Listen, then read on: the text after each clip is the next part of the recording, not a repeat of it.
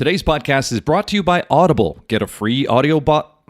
An audio bot. I would love an audio bot. I am audio bot. Have you seen a linguio, Michael? Today's podcast is brought to you by Audible. Get a free audiobook download and a 30-day free trial. Go to audibletrial.com/Rushmore. Over 180,000 titles to choose from for your iPhone, Android, Kindle, or MP3 player.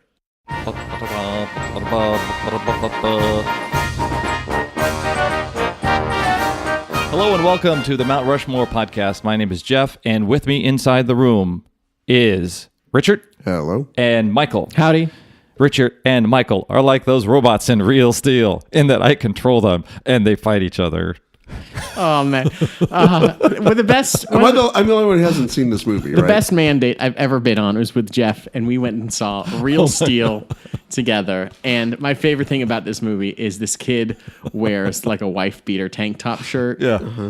Kids do not wear those shirts. They don't. And it was like a fancy one. And he's... the robot obeys his motions, and he is really just kind of like... I imagine the kid in Billy Elliot dances kind of like he dances while controlling Was that the Noisy robot. Boy? Noisy Boy. Oh, God, it was awful. Well, today isn't about Real Steel. The Too topic... bad. Can we restart? Because this sounds fascinating. Welcome to Steelcast, a Real Steel podcast where we go over every minute of Real Steel.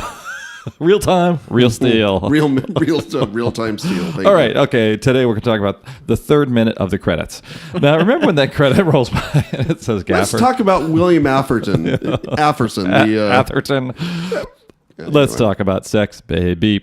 Let's talk about Richard's choice of podcast, and that was the Mount Rushmore of Impulse Buys. That's right. Why did you choose it? I think I was at a CVS one night, and I think I purchased a really... In fact, I can tell exactly what it was. It was a candy corn flavored M&Ms. Oh, Woof. And it was just like one of those things where I was checking out. And I looked and I said, huh, that's a thing. That's the thing. Huh, well, I like candy corn. And Sarah hates candy corn. Oh, So you like candy. You're the guy. I'm the guy who likes candy corn. I like it too. Yeah. Do you really? There's nothing wrong with it. I feel like candy It's just corn is sugar. like the desert island, or it's like that's the last thing you have. You better. It's Hold on, like I got to write down this new topic. Yeah. I feel like Are we it's doing the dregs shitty of, candies part 2 here? Is that what we're doing? we need a ratings bump. We'll go back to some very familiar territory. So anyway, I bought it and then got home and it tasted miserably awful. I think the original title for this podcast was Impulse Buys from CVS that you immediately regret. And that was specifically it. Yeah. I think we just removed the CVS part because all of mine have a lot of regret in them. Yeah, they all do. Yeah, Okay, these good. are all kind of not great. So we can pretty much amend this to impulse buys we regret. Okay, well, I am already regretting this episode, but it should be fun anyhow. So are our listeners. About at least a year of regretting this episode. I thought that we were going to not do negative podcasts anymore. Just do grets, not regrets. All right. All right, Michael, you start since Richard sunk it. My first choice is a Fancy Pants magazine, specifically LA magazine. Oh, what an asshole magazine. Not a single purchase, a subscription or No, even like an a single individual purchase. Oh, wow. It's always like, it's... Tapas. You look at the cover and it says like 50 greatest bars in Los Angeles. Yeah, and the cover's right. gorgeous. And you're like, oh my God, Yeah. I can go to this new whiskey bar. And then you're like, I can't afford any of these places. And then you realize that like the magazine is filled with, 90% ads for things you can't afford. Yeah. And also it projects this ideal lifestyle of Los Angeles. Right. And I'm always, whenever I do buy that magazine, I always feel bad because it's more expensive than it should be. Yeah. And then I'm also in Gelson's at the time. Yeah. So I've already made like a bad choice when I ran into to pay 20% more for milk. Yeah. Right. And it's always just like on the way home, it's like, oh, I'll just do it. I know that. It is It's usually $1.99 and it's going to be $2.59 here, but whatever. It's on the way home. And then it's like, oh, new restaurants in LA, huh? Oh, the 50 greatest walking trails in LA, huh?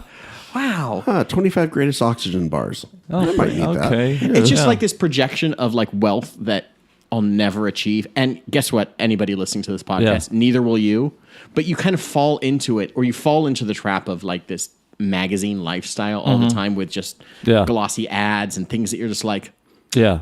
And LA magazine, so they always have like Andy Garcia living life on his terms now. Like, I don't know if he ever wasn't? was he ever not? Lisa Kudrow marching to the pace of her own drummer. You mean unhireable? Is that what you mean? More than just Friends, something Yeah, like that. yeah, That'd be the. and it isn't necessarily just like LA magazine, but it's like that genre of just, they're just like, There's one in every major city, I'm yeah, sure. they're just like these lifestyle brands that like project this, a lifestyle that you're never going to get to. Well, that's interesting. You brought up the idea of an impulse. Maybe one characteristic of an impulse purchase is something that you can't necessarily, it's not in the budget, and it's impromptu, and maybe you didn't even, maybe something you can't afford necessarily. And that magazine is like a three-headed hydra. Now it's showing you all these other things you can't afford. And each time you chop off a head, 3 more come in its place. So There is a new bourbon place in Silver Lake we should check out. Though. Oh, is there? Oh yeah, it looks really good. That's really good. I'm glad that you mentioned that Los Angeles Magazine has the highest ad to actual content ratio of any magazine I've ever seen. Is it? Yeah. That damn thing is 90% ads. Yeah. And then like, it's one of those ones where like first 20 pages are all ads. yeah. And then you get about like 10 pages of content and then another 20 pages of ads. And then maybe another 10 or 15. And then the whole back of it is like sponsored restaurant. Yeah. So, that's almost the best.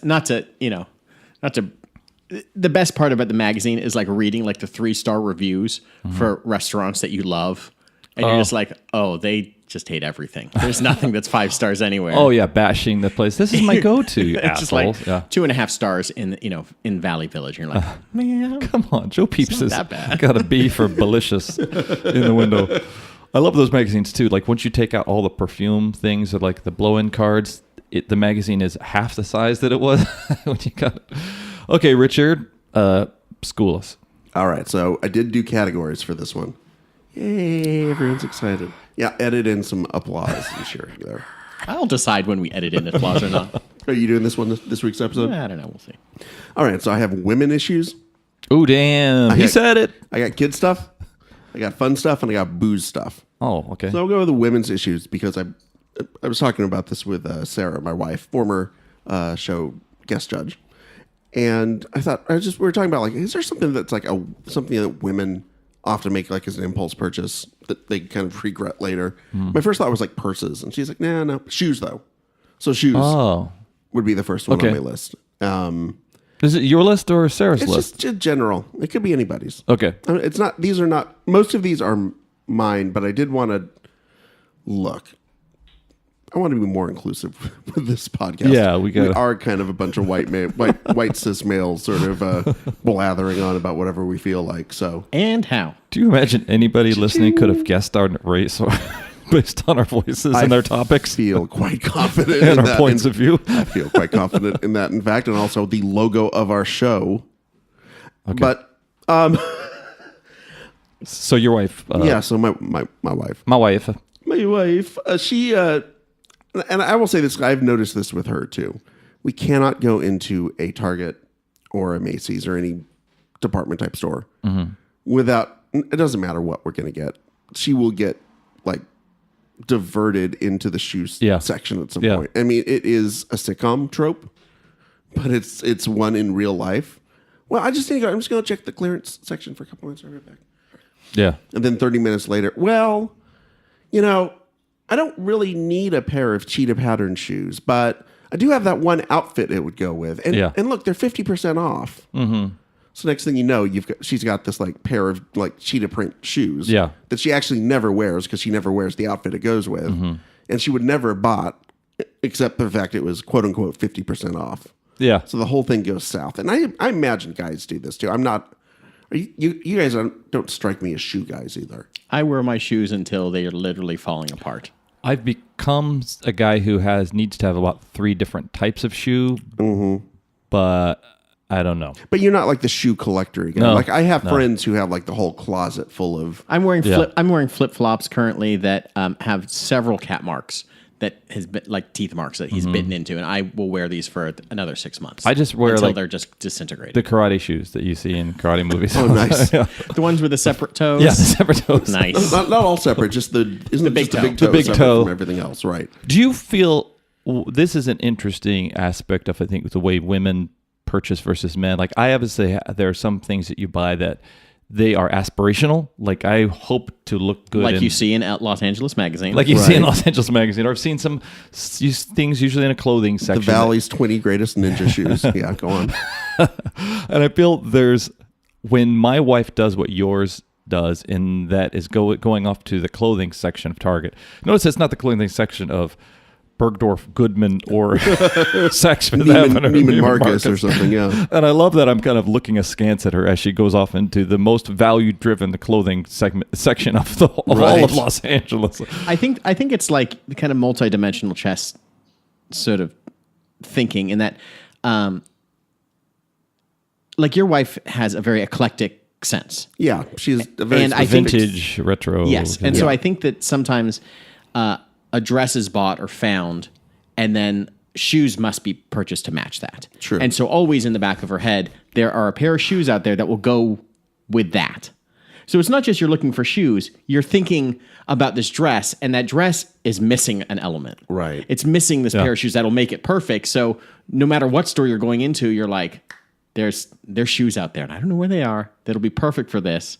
And I'll just happen to pop by and see if they haven't. If they're there, boom, I've completed the set. But also there's another dress that something needs to be matched on. The list, I'm sure, is endless. Emily has a ton of shoes. Oh, really? Yeah. I mean, like I said, it's a total cliche, and I felt bad about bringing it up, except for the fact my wife is the one who suggested that I bring this up. Yes. So I think I'm in the clear here. Yes. But like I got my new kicks a couple of weeks ago, my Pumas. Nice. I thought I heard theme music when you walked in. Yeah. You hear that? And it took me like, and they're like, I don't know, not to brag, but they're like a $50, $60 pair of shoes. Yeah, you don't have to brag about that. Hey, just so you know, you're listening to Shoe Talk, where guys talk about things that they think women think about guys, think about women, about guys. And it took me probably, I don't know, 20, 30 minutes of convincing myself that I was not going to regret making this purchase. So I have the exact opposite mindset. Like, I just do not want to make a shoe purchase that I'm going to regret, even though it's like, they're shoes. Yeah. I'm never going to hate a pair of shoes I buy, right? Mm-hmm. It's like I'm going to go, oh my God, I can't believe I got those platform wedges, you know? They do. Yeah, the only major problem with specialized shoe purchases is this: what happens if you get rid of that dress? You're left with shoes that don't match anything, and now you're just like, oh, now I got to buy a dress to match the shoes.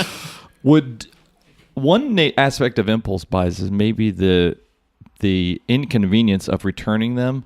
For me, the inconvenience of returning something always keeps me from returning something. So I don't want to walk back in that store. I can't find the receipt. There's a lot of regret that comes with purchasing something that you can't even return.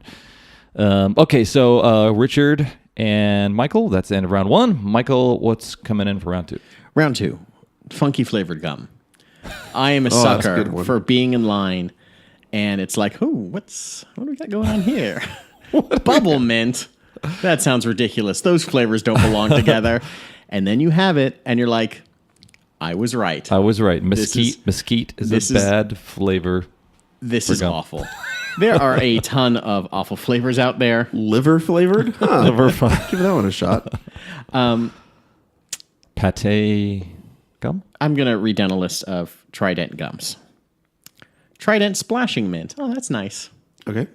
Trident splashing fruit. Well, they got splashing going on twice. What kind of fruit? Just general fruit?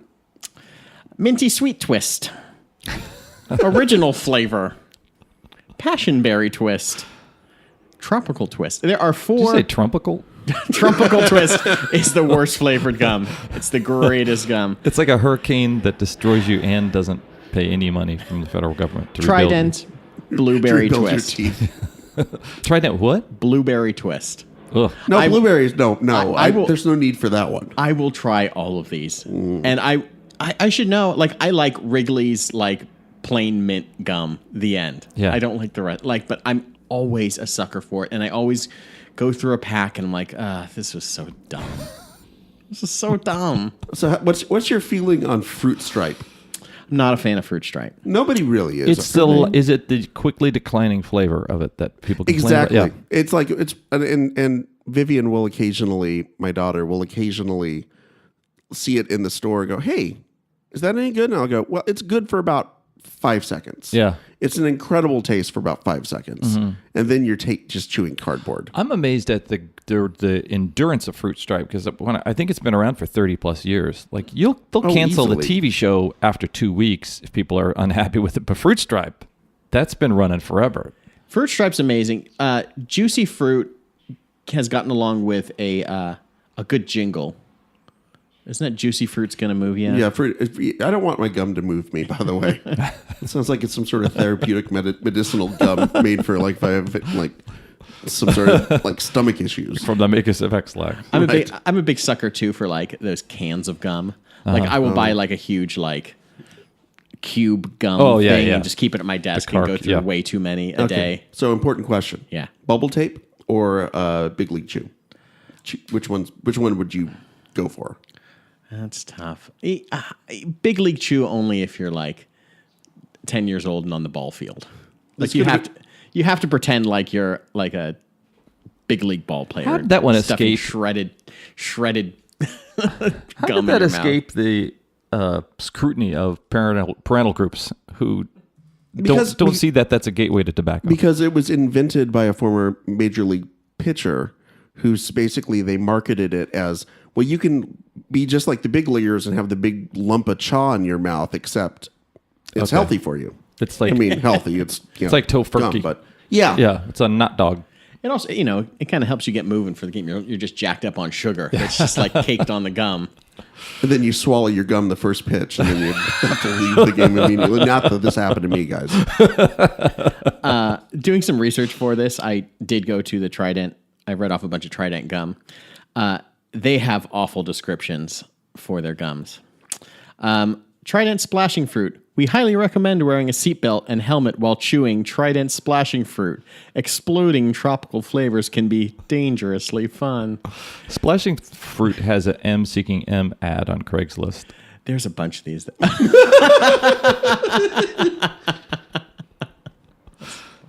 What are the other descriptions? It just reminded me, Richard. Yeah. Do you remember the old Jolt Cola descriptions from back in the day? Of course I do. I mainlined that stuff for a few years in high school. Jolt used to have like energy soda or Jolt energy drinks when they were trying to kind of rebrand themselves. And they had some... It was basically Brondo, is what it was. Jolt Energy Cherry Bomb. Jolt Energy Orange Blast. This explosive orange blast provides a great energy boost. Blow the lid off with this tangy orange eruption that puts the boom in boom shakalaka. They go on and on like this. And I think the same guy that was hired to do that is now working for Trident. Oh my God. I imagine he has a noose over his desk where each day somebody has to talk him down. No, Gary. No, you've got kids. Don't do it. Richard, your second. All right. So my second one, I'll go ahead and go to the booze stuff one because it is in a similar vein to what Michael was talking about. And this is beer, but very specifically a quote unquote different beer. It's one thing if like for me, I have like my rotation of beers that I will go in and out of on a regular basis. Usually there's a Japanese one, maybe like an Asahi or a Kirin or something. Anyway, I've got you got your beers that you like. But every once in a while you go to the store, and especially it starts to happen around this time of year. Pumpkin spice beer? Oh, yeah. Let's give that a shot and see how that is. I can guarantee you, anytime you get any beer that's flavored, it is garbage. It's a shitty beer. It's just basically them, I think, trying to mask whatever like bad batch of beer that they had. It's like, well, if you put pumpkin spice in it, I know it kind of we had too much malt in it, but add some pumpkin spice to it. It'll sell. How do you feel about the commercials that have come out over the last couple of years that have been like the light beer companies like crapping all over like craft beers? And have they really? Oh. Yeah. That have just basically been trying to tear them down a peg. Just being like, basically like it's like this, the masculization, the demasculization of like if you drink a craft beer, then without the real, I don't think the people that are watching the commercials realize that Anheuser-Busch owns most of those craft beer places too. Yeah. Can you imagine like working for like the craft beer company and just being like, the company we work for just put out this ad that shit all over our beer. Is that? Can we call the boss about that? Who do we? Yeah. I feel like we should call HR, but I'm not exactly sure that works. I don't know. I think we talked about this in the Beer Snobs at one point. Drink whatever the hell you want. Yeah. And if you like Bud Light, drink Bud Light. And if you want to drink, mango jalapeno sculpin, drink that. Mm-hmm. I'm not going to drink that because it's going to taste fucking lousy. Yeah. But you know what? I'm going to be an idiot every few months and go to my local pavilions and see like a giant bottle of something like that and go, $4. I'll give it a shot. And then I wind up with like a huge like 40-ounce beer of like, mango jalapeno beer that I don't want. What is the psychology behind that? Have you ever fallen in love with one of those new things? No, Okay. I don't think so. But I mean, is it like a reset your taste buds in a way? I enjoy trying different beers. Okay. Like in general, like, you want to try and expand your horizons. And there's sometimes you find something that you never heard of and you buy it and it's really good. And now you can add that to your like rotation. Yeah. But more often than not, if it's flavored, if it's seasonal, if it's got spices in it, anything with spices in it. One time, so I suggest Budweiser Sweet Mint. I like the tangy idea taste of beer and refreshing taste of mint. Is it a flavor rush, possibly? I can imagine you going to the butcher's and getting some pumpkin spice salmon for the grill and not knowing what to drink with it. What do I pair with this? Let me think. All right, so when I was in college, the grocery store, the liquor department used to sell your usual like college beers, your Bud Lights, your Natty Lights, whatever. And then they had these like in the back, getting dust with some cobwebs on it, were a couple of not even 6-packs. They'd sold them in 3-packs, which should have been the first warning sign. It was called Le Bière de l'Amour, and they were French, we think. They were not really quite sure. Yeah. They were each bottle. Now, was, I'm not a French speaker, but that's the beer of Roger Moore. Is that what that means? Yeah. Why else would I buy it? Okay, sorry.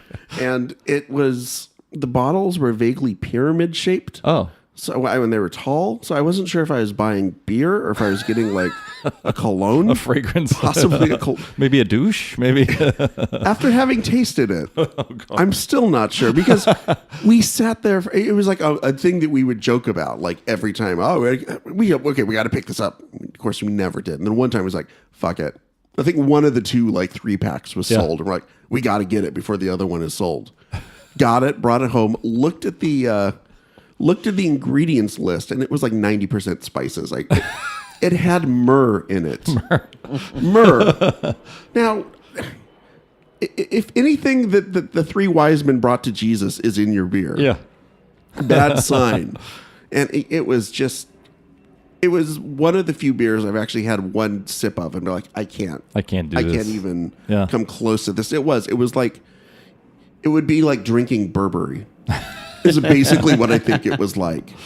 So that would be, for an example, an impulse beer purchase that sort of went sideways. Do you feel like sometimes an impulse buy, you feel like shame on me? Like, sounds like that. You feel like shame on that fucking company for making beer that isn't beer. Shame on them. Shame on the Notrika's 32 market in Los Angeles, which doesn't exist anymore. And thank God, because they sold that fucking thing. And shame on me for thinking in an ironic sense, oh, I'll get this. This will be fun. This was in college. That $9 I spent, I probably put on a credit card. And it's probably like $1,000 of debt at this point in my life from that. So love the independent liquor distributor who came in wearing a cape. Good. I have something for you to try. Your customers, we love this. It is Le Bière de l'Amour. Who are you? Where'd that music come from? I will just drop these 2 off. I will come back later and see how you like it. Your customer would love this. Okay, so we are at our halftime, and guys, listen, have I got a deal for you? You, just you only, the listeners of the Mount Rushmore podcast. For you and you only, not every podcast out there. You and you only, Audible is offering a free audiobook download with a free 30-day free trial to give you the opportunity to check out their service. You will not have buyer's remorse on this. No, this is a purchase you will not regret because it's free. That's right, free. Somebody, you say it and I'll echo you. Okay. It's free? Free! Whoa. That's right, free. What's happening? And if you want to try an amazing book and have it played to you so you can listen to it, you should try Methods of Persuasion, How to Use Psychology to Influence Human Behavior by Nick Kolenda and Mike Norgard. That book and 180,000 other books are available on that book and 180,000 others are available on Audible for your iPhone, Android, Kindle, or MP3 player. That's right. Join Audible and go to audibletrial.com/Rushmore. Oh, again, that's audibletrial.com/Rushmore for your free audiobook. By the way, it's also available on our Zune. On the Get on that. on the Zune and the Rio MP3 If you have player. a Zune, we will find a way to get it for you. Yes, and if you have a Tandy by Radio Shack Right. audio deck in your car. So this is the midpoint here, and this is where we ask you to download, rate, and review all of our past episodes, or even one of our past episodes, and do us a solid and go and leave a review, leave a rating. 5 stars would really be cool if you felt like that, and let us know what you think. And then go to Facebook and join the Mount Rushmore discussion on the Mount Rushmore Facebook page, and on Twitter and on Instagram, and let us know what subjects you would like to discuss or have us discuss. Be impulsive. Yeah, be impulsive. Let us know how we screwed up. That's right. Each of these picks is like an impulse purchase for us. Impulsive. By the way, this is apropos of nothing, but I'm on the Yahoo webpage as we're researching stuff, and there's a story on here that's just a link that says Des Moines, Iowa is actually cool. Oh my God. I just felt like guys. So, just so you know, Sweet. just letting the listeners know. All right. Des Moines, Iowa. Check it Actually out. cool. Google it. Actually Use cool. your Yahoo search bar. So feel. Iowa City bitches be fools. Congrats, Des Moines. Suck it, Congrats. Cedar Rapids. Suck at Ames. Okay, we is back, and Michael is up with his third choice. My third choice is Amazon. Fill in the blank purchase Yeah. to get free shipping. Okay. Ooh, like what they call it, the add-ons. No, we'll get to add-ons. Okay. That is some slippery business and very shady on There's the Amazon Prime. B vitamin, the wheat add-on. This you can get an Energizer add-on. Mm-hmm. Okay, so what have you purchased that you regretted? I once bought a $5.99 pair of headphones. Oh yeah. Just to avoid the $4.99 free Yeah. shipping charge, so I could get free shipping. Yeah. $5.99 headphones are terrible. It's like a headband they stuck. It's a like speaker in. the sound was just tinny and awful, and like Yeah. you get things and you kind of expect them to be just kind of fine. It was way below fine. I imagine you put them on ear and you just hear cartoonish laughter. You're an idiot. What? There's something wrong with these headphones. They tell the truth. Suddenly you put them on and everything sounds like a 1920s Carney or Barker or something. I don't know. I think that I know specifically this was a purchase that is like, I should have bought something else that was a piece of garbage, or I should have just paid the shipping charge. Yeah. Because I don't really need this. I just bought it just to see if I could, get that right over the edge. You know, when you're just looking for something, when you're just like, well, if I bought this one thing, I'd get free shipping, and then it would be great. It's like when you're ordering out from like Postmates and like the minimum delivery is $30, and you're at like $25.99. You're like, I guess I'll get cheese sticks. Where's the soda? Yeah. So as you want it paying $2.50 for a canned soda because you're like, I guess so. And like there are things that you don't want to avoid other charges when the other charges would be slightly less expensive. Yeah. You end up like screwing yourself. Yeah. And Amazon, Richard brought up the add-on purchases.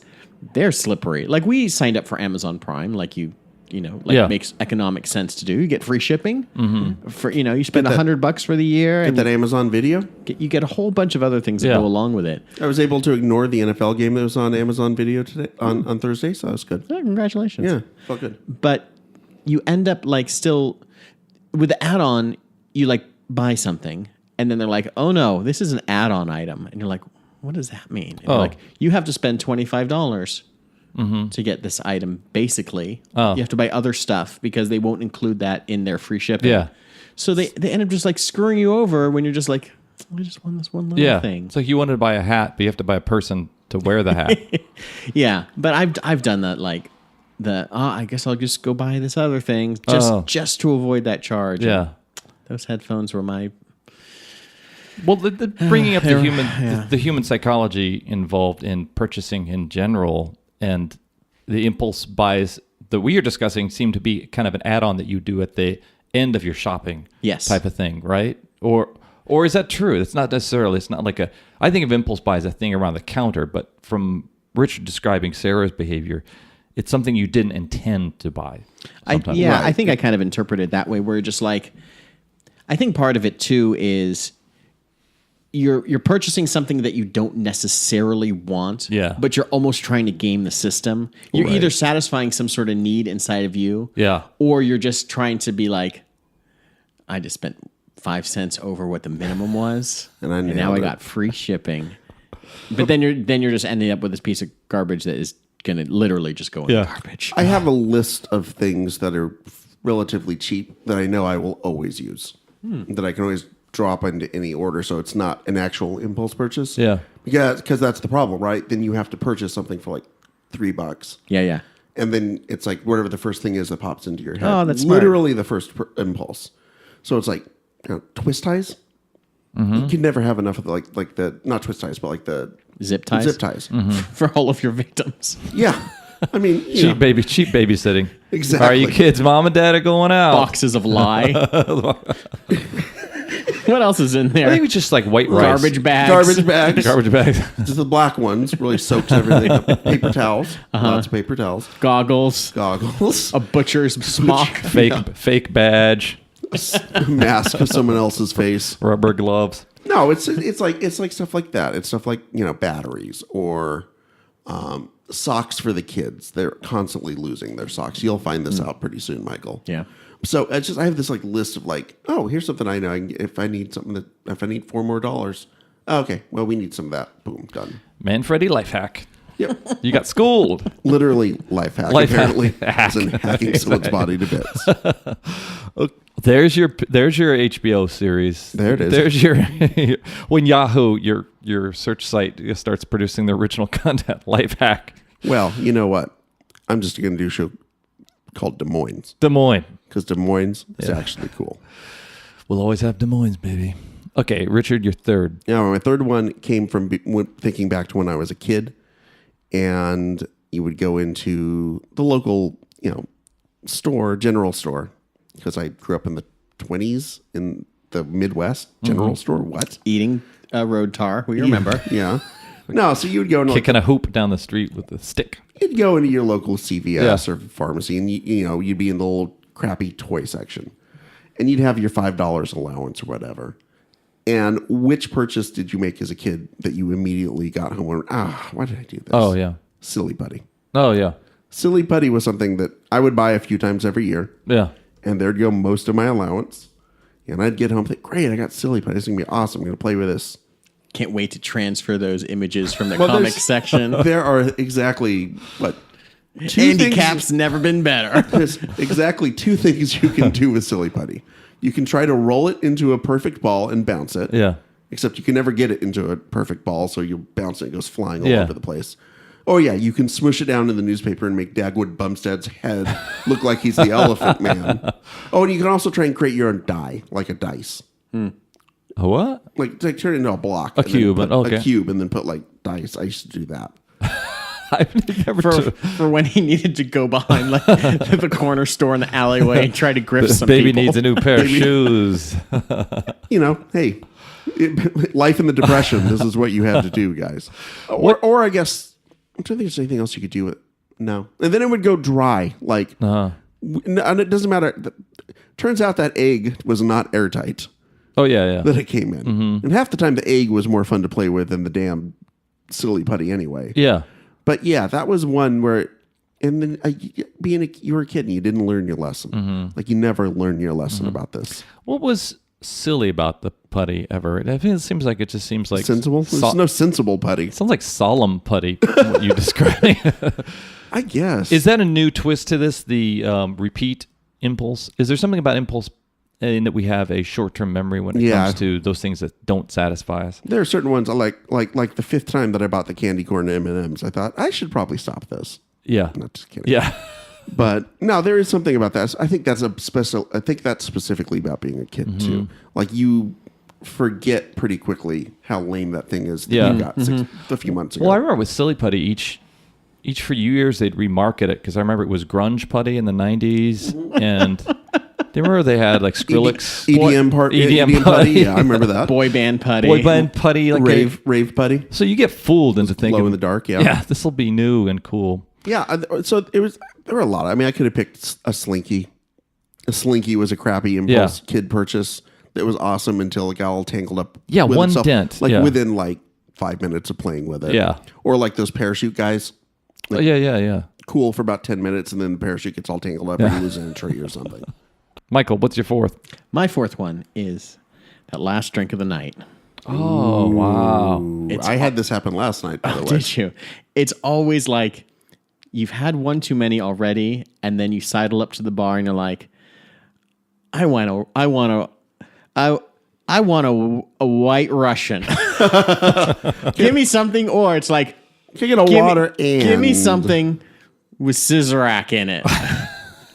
Those two are What? the worst possible choices. I don't even I know. don't know what Scissorak is. He It's was awful. that's a J.R.R. Tolkien Yeah. character. How would you compare it to Malort? I don't even know what that is. What, Malort? You don't know what Malort is? Well, you don't know what Scissorak is, so let's not play Yeah, this game. okay. This seems like a challenge. It's this like black liqueur flavored like liquor. Yeah. That is very popular like in Chicago. Scissorak is- and like 90% of people hate it, and then John Hodgman really loves it. Does it Yeah. taste like La Bière de l'Amour at all, do you think? Is there LA any- Magazine rates the liqueurs. Michael drinks the liqueur. 50 10 hottest Scissorak Scissorak bars. Is there any myrrh in it, perhaps? What's the expression of the bartender when you order that? Come on. Oh yeah, why Russian? Yeah, there's nothing more awful than pouring milk on top of like beer and whiskey at the end of the night. But it always seems like a good idea. It's always like, this is a dessert, and you're like, no man, this is just puke in the streets. I always appreciate when I pull this move. I'm going to get a water and a last drink, because I'm being responsible here. See, I'm transitioning. You can't slam on the brakes from the alcohol too fast. Kind of got to pump them a little bit. So you alternate, then you can go to the water. I love it. No, I mentioned because last night Sarah went to bed early, so I wound up just Wandering the streets looking for prostitutes to murder. chop down and take my safe house. No, I think I was doing research actually for this, and I had a couple of whiskey and cokes, and I got done. I was like, you know what? Oh shit, it's only 12:15. Well, you know what? I should go to bed. We're going to do stuff for the kids in the morning. It's only 12:15 though. Then I had that last drink. Yeah, that's the same thing. You don't have to be at the bar to make that mistake, I think. All right, Richard, what's the final choice? Final one for me are DVDs. This is in the fun stuff. And Blank DVDs? yeah, just blank DVDs. Yeah. Just Because that tube will last you for 5 years. That's buy old Betamax. That's what I do. Just use them as skeet suit shooting target practice, that sort of thing. Yeah. No, this is something that I had a lot of friends. I had several friends of mine who would do this. And actually my father-in-law would do this too. They would go to like Costco. And this was back in, late 90s, early 2000s before we had kids. Back in the day, we actually had to buy these things called DVDs. Yeah. That had the movies on them. Well, the movie on the disc. Yeah. Right. And they would go to Costco and just buy a movie that they'd never seen. Oh, Which is just that's weird. bizarre to me. And we'd go over their place and be like, oh, hey, you bought Patriot Games, huh? Didn't seem, you like it? Oh, I don't know. We haven't seen it yet. You want to watch it? Sure. And then you watch it for like a half hour. It's like, oh, this isn't very good, is it? No. Well, guess we have a copy of a movie we don't like. Yeah. Now, why would you do this? Yeah. Is Such it a the time bizarre where the concept. cost of rental and the cost of purchase were Pretty similar. similar, or the point that you don't want to return it or something like I that? think it might have been that point where it's like, and you do this at the Target too. It's like the $5 movie. They still have those like $5. oh, Yeah. the whole bin, yeah. Yeah. the bin of things you don't want to see. And you're like, Happy Gilmore, $5. I might watch it. I will never watch it. Yeah. Any of these like 90s or like early 2000s comedies that like, super bad. $5? I'll buy that. I liked it. I'm never going to watch it. I've become just increasingly selective on, like, it has to have a certain number of like special features and or commentaries. Oh yeah. Because like Emily and I really like getting into like the production aspect. So I bought like the Lord of the Rings. I bought that entire set on DVD, and then we went around and turned around and bought it on Blu-ray. I don't know why. I think it was just like, oh my God, I loved watching the behind the scenes, and everything behind it is like when the packaging matters, and when like all the extra content that you're actually paying for matters. A single movie doesn't mean anything. Yeah. When it has like, subtitles in Spanish. That's not doing it for me anymore. Yeah. Well, when you go to the $5 aisle and you can get the special edition of American Pie with the 40-minute documentary on the making of it. Yeah, you really feel like you're getting something extra. I would hold out for the 60 minutes super special edition, the Pie Fucker edition. Right. So, hey, this is Chris Klein. I want to talk about this scene here. It was really challenging for me from an acting standpoint because I was fucking wasted the whole time. And then there's another track that's just Eugene Levy weeping silently. My career. I made a lot of money on this, right? Okay. I've definitely become more open over the years to renting a movie through like iTunes or like Amazon and paying the $3 or $6 and being like, that's fine. It's a night in. We're watching, Death Becomes Her. Yeah. And that's cool. It doesn't affect me the way that it used to be like, God, you just get to rent for 24 hours. Right. It's such a waste of money. Yeah. It's I'm just happy that I don't have to put that in a cardboard box when we move. Yeah. That's going to be digital. Much. Okay, guys. So this was a fun tour through your issues. I really feel like this was very revealing of the way you both look at the world. I felt like Michael, what I went on with you was kind of an arc from one day. I felt like it was kind of a straight line. And Richard, I thought it was a really cool kind of a circle, actually. We looking out and examining the entire world around you, including your adulthood, your childhood, the women in your life, the in-laws in your life. And so that was a real cool thing. Michael, I totally imagined you going through the day, waking up in the morning, this was like walking to the drugstore, grabbing a Fancy Pants LA magazine, you finding out the hip bodegas to visit in your neighborhood, buying some fruit flavored gum there, then going out to the bar, having a drink, then buying something on Amazon on my phone at the time. Yeah, bleary-eyed. Making some purchase that you shows up at your door like 2 days later. Why did I get this? So these sound like these are like concept albums that we came up with. Yeah, there's your concept album. Richard, yours, I think, was essentially you're the conductor of this orchestra or the quiet eye of this storm around you, just trying to enjoy the solitude of you and a man and his beer, or reflecting back to that time as a child where you were disappointed by silly putty, beer, disappointed by the beer in your bottle. But then observing the people around you, your in-laws and their DVDs, your wife and her disappointment or her enjoyment of the shoes. So I thought it was a really cool story because this is so personal, these impulse purchases. But here's what I'm going for. Just because I think it was really relatable, that Amazon purchase and the the additional item you purchased to get the free shipping, the beer, because we've all been disappointed when we stretch out of our original taste into trying these different things. And I really respect the fact that we're being more understanding of different points of view with the shoes. I thought that was awesome.